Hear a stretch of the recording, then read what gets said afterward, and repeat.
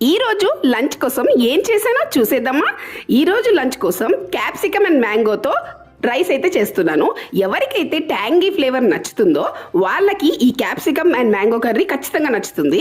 క్యాప్సికమ్ని చిన్న ముక్కలుగా కట్ చేసుకొని మ్యాంగోని తురుముకొని పక్కన పెట్టుకొని ఒక చిన్న బాణీలో నెయ్యి వేసుకొని క్యాప్సికమ్ని ఉప్పు పసుపు వేసి మగ్గబెట్టుకున్న తర్వాత మనం తురుకొని పెట్టుకున్న మ్యాంగోని కూడా వేసేసుకొని దాని తర్వాత ఒక 5 minutes తర్వాత కొంచెం కారం పొడి అండ్ కొంచెం మిరియాల పొడి వేసిన తర్వాత మనం కుక్ చేసి పెట్టుకున్న రైస్ని కూడా యాడ్ చేసేసుకుంటే ఈ రెసిపీ రెడీ అయిపోతుంది. చాలా బాగుంటుంది.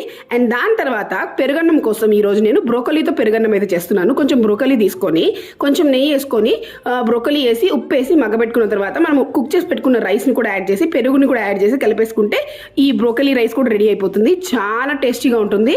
పిల్లలు ఇష్టంగా తింటారు దీన్ని. మీరైతే తప్పకుండా ట్రై చేయండి. సో ఇలా అయితే ఈరోజు లంచ్ కోసం నేను mango capsicum rice and broccoli rice అయితే చేశాను. నా వీడియోస్ మీకు నచ్చుతుంటే please like share and subscribe my channel.